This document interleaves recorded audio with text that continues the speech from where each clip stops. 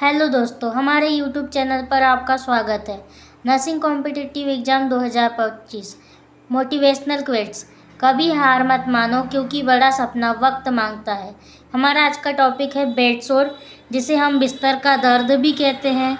डेक्यूबाइटिस ulcer, जिसे हम बिस्तर का घाव या दबाव अल्सर कहते हैं।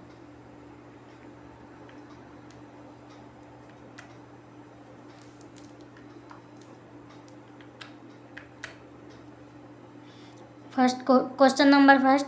Bed sores are caused by localized. बिस्तर घाव का क्या कारण है? ए. कंट्यूजन, जिसको हम भीतरी चोट या नीला निशान भी कहते हैं। फ्रिक्शन, जिसे हम घर्षण कहते हैं। एक्सेस हीट, अत्यधिक गर्मी। इस्चेमिया, इसमें शरीर के किसी अंग में रक्त की कमी हो जाती है। हमारा राइट आंसर है D, ischaemia. Bed sore, pressure sore, decubitus ulcer is a wound with a localised area of tissue necrosis. Pressure ulcer एक स्थानीयकृत क्षेत्र है जहां पर त्वचा और त्वचा के आसपास के ऊतकों में क्षति या उन ऊतकों की मृत्यु हो जाती है।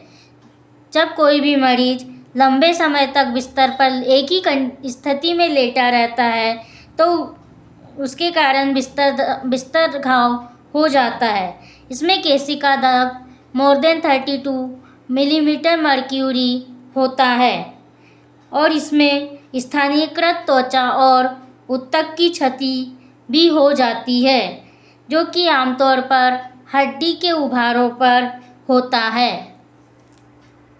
Next question.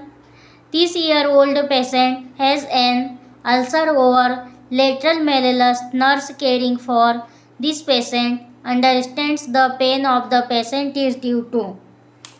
30 साल के मरीज को उसके पैर के बाहरी भाग में अल्सर होता है और जो कि एक नर्स अल्सर मरीज की देखभाल कर रही है, वह मरीज के दर्द को किस प्रकार से समझती है। ए. एडिमा, सूजन, एक्सुडेट, स्त्राव या रिसाव, इन्फेक्शन, संक्रमण, इस्चेमिया, रक्त की कमी। Right answer ischaemia. Ischaemia is a condition where there a lack of blood flow to a part of the body leading to insufficient oxygen and nutrient supply to tissue. Ischaemia एक condition है जिसमें body के part में रक्त प्रवाह की कमी हो जाती है, जिसके कारण ऊतकों को पर्याप्त मात्रा में ऑक्सीजन और पोषक तत्व नहीं पहुंच पाते हैं। Next question. Causes of bed sores are. बिस्तर घाव का मुख्य कारण क्या है? ए. फ्रिक्शन, जिसे हम घर्षण कहते हैं। बी. मॉइस्चर, जिसे हम नमी कहते हैं। प्रेजेंस ऑफ पैथोजेनिक ऑर्गेनिज्म, रोगजनक जीव की उपस्थिति। D. All of the above, उपरोक्त सभी।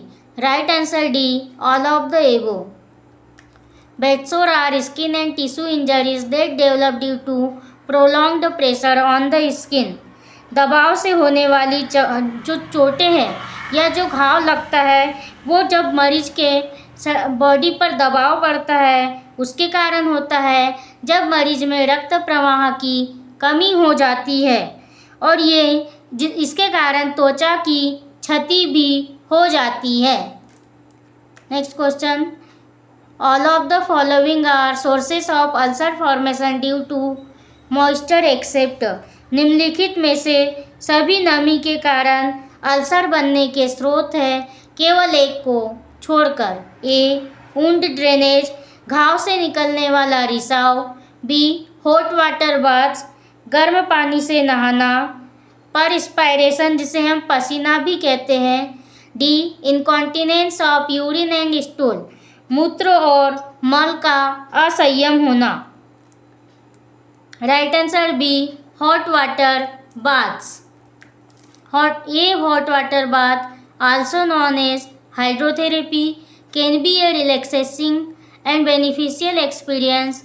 It involves immersing the body in warm water, typically between 90 to 105 degree Fahrenheit Celsius में 32 से 40 degree Celsius to help muscles improve circulation and promote relaxations. गर्म पानी से स्नान, जिसे हम हाइड्रोथेरेपी भी कहते हैं, यह आरामदायक और इसके द्वारा हमें आराम और लाभदायक स्थिति प्रदान होती है। इसमें शरीर को गर्म पानी में रखा जाता है। आमतौर पर फ़ारेनहाइट में 90 से 105 डिग्री फ़ारेनहाइट होता है। सेल्सियस में 32 से 40 डिग्री सेल्सियस होता है, जो हमारी मांसपेशियों को सहारा देता है, हमारे रक्त परिसंचरण में सुधार लाता है और हमारे विश्राम की स्थिति को बढ़ावा देता है। Next question, among the following the factor that contributes to pressure ulcer is. निम्नलिखित में से कौन सा कारण है जो दबाव अल्सर में योगदान देता है? ए एडिमा सूजन, माल न्यूट्रिशन, कुपोषण, सियरिंग फोर्स जिसको हम अपरूपण बल भी कहते हैं, जिसमें एक जगह से दूसरी जगह पर किसी भी चीज़ को खिसकाया जाता है।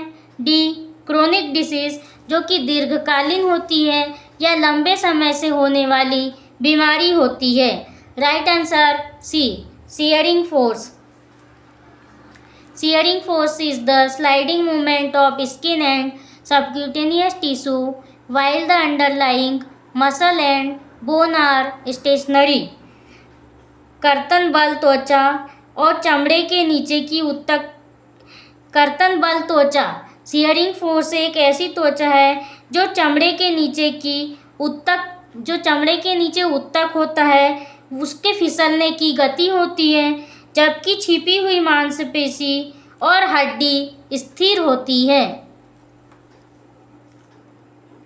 Next question, what is the frictional force exerted by the fluids also called? द्रवों द्वारा लगाया गया घर्षण बल को क्या कहते हैं? ए कोर, जिसे हम मुख्य भी कहते हैं। बी स्लेक, लावा या धातुओं को पिघलाना। सी इफर्ट, जिसमें प्रयास लगाया जाता है। डी ड्रैग, जिसको हम खींचना भी कहते हैं। Right answer D drag. The frictional force exerted by the fluids is called drag force. तरल पदार्थों द्वारा लगाए गए घर्षण बल को ड्रैग फोर्स कहते हैं। It is a resistant force caused by the motion of the body through a fluid like water। यह पानी जैसा तरल पदार्थ होता है, जिसे हम तरल पदार्थ के माध्यम से शरीर की गति के कारण उत्पन्न होने वाला एक प्रतिरोधक बल होता है।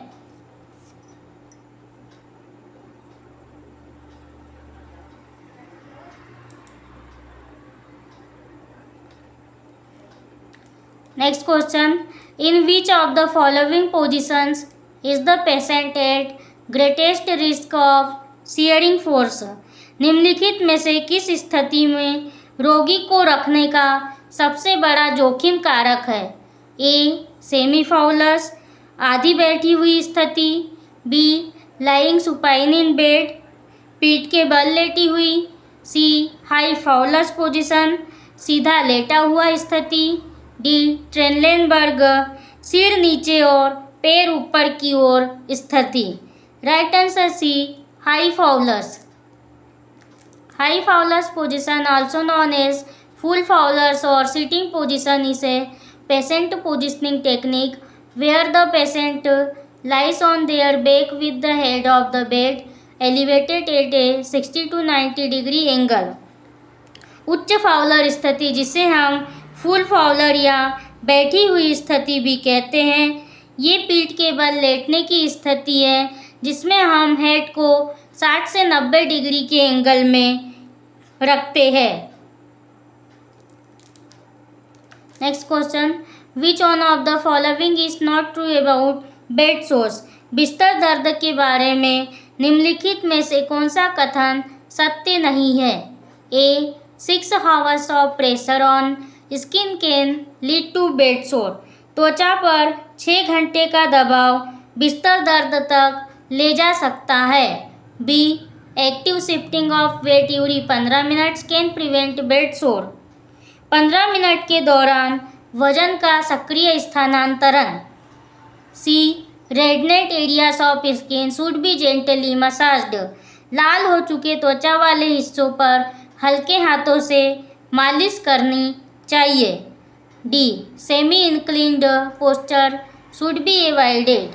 अर्ध झुकी हुई स्थिति से बचना चाहिए। Right answer C reddened areas of skin should be gently massaged. Rednet areas of skin must not be massaged as increased tissue damage may result। त्वचा के लाल हिस्सों को मलना नहीं चाहिए, इसे मलने से उत्तक क्षति बढ़ सकती है। Next question, which condition is assessed using Braden scale? Braden पैमाने का उपयोग किस स्थिति का आकलन करने के लिए किया जाता है? ए बर्न इंजरी जलने की चोट। बी मसल स्ट्रेंथ मांसपेशियों की ताकत। सी बेड सोर घर्षण दबाव। D anxiety level of patient रोगी की चिंता का स्तर। Right answer C bed sore. Evaluate 6 key factors to determine a patient vulnerability to developing this ulcers with lower scores indicating a higher risk.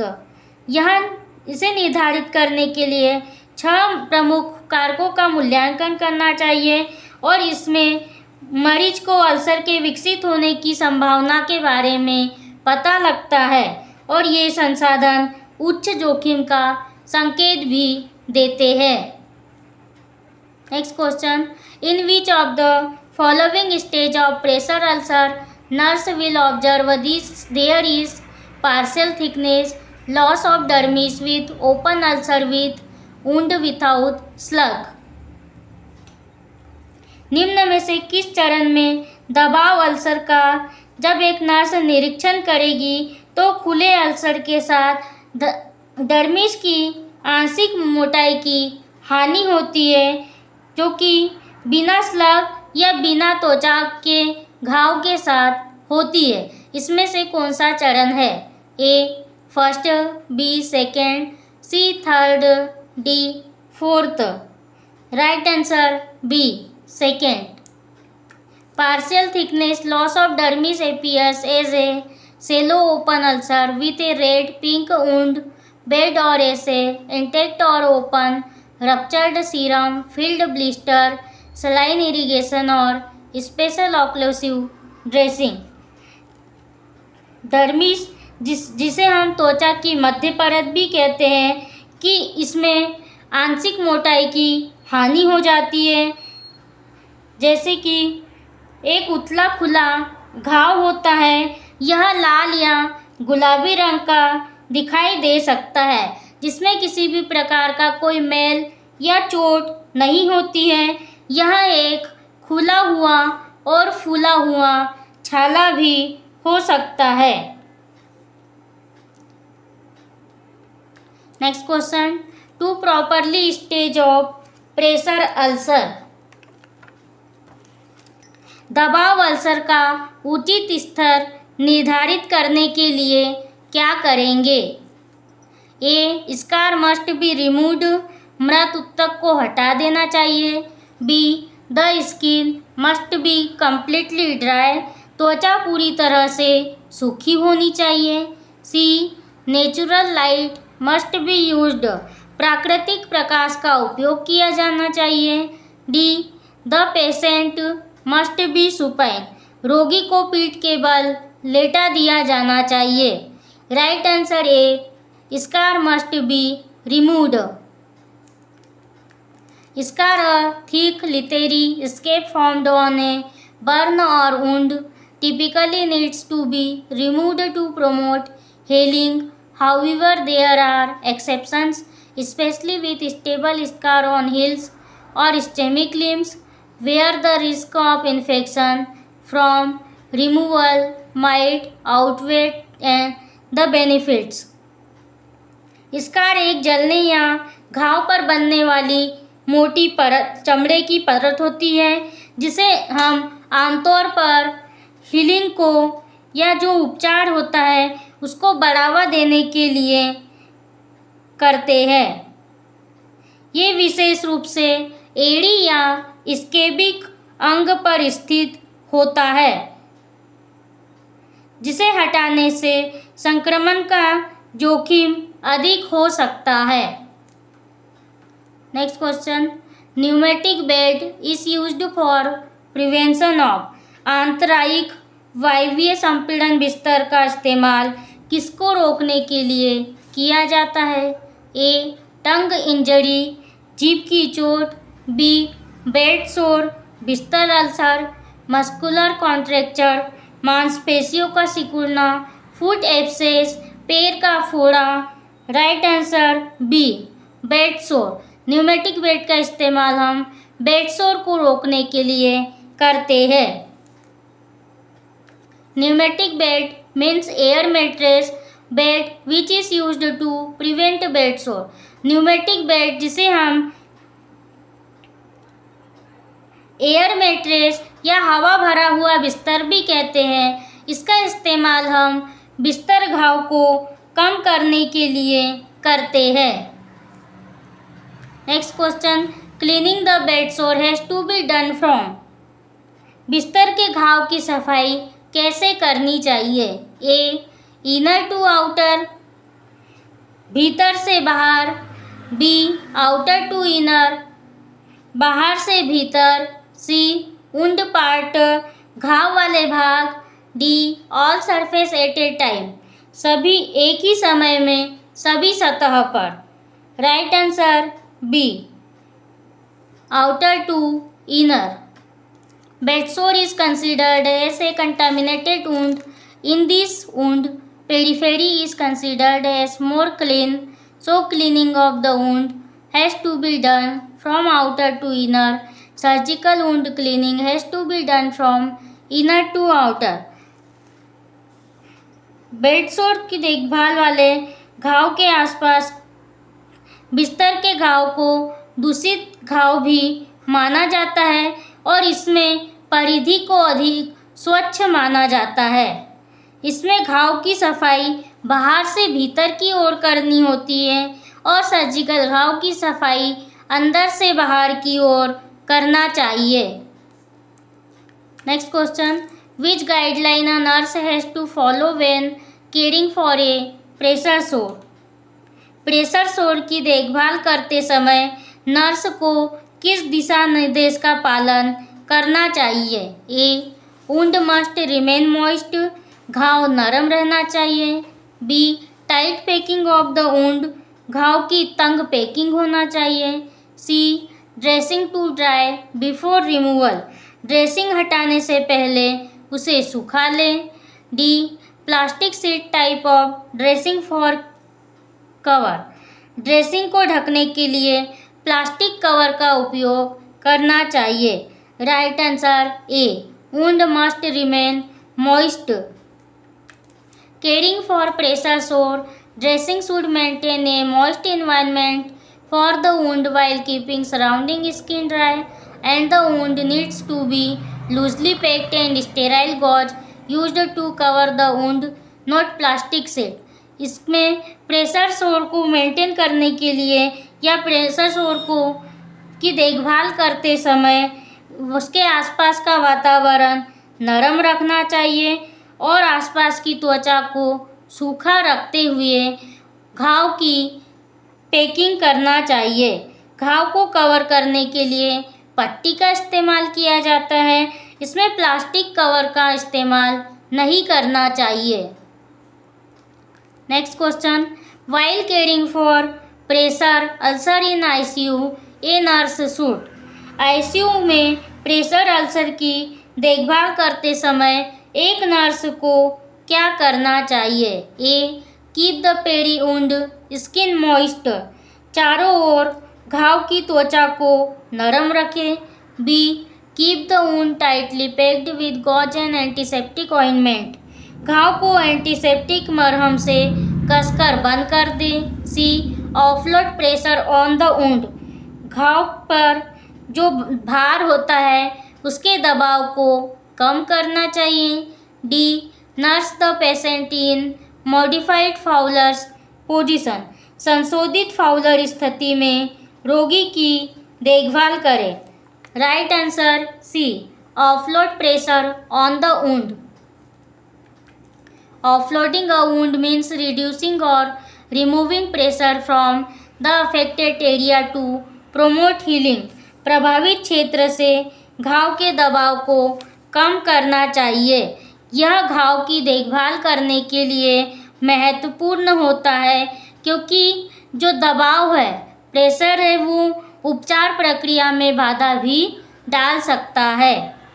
और उचित offloading तकनीक में उपचार के लिए इसका इस्तेमाल किया जाता है और इसके इस्तेमाल से होने वाली जटिलताओं को भी रोका जा सकता है। वीडियो पसंद आता है तो हमारे चैनल को लाइक, शेयर एंड सब्सक्राइब करें। Thank you.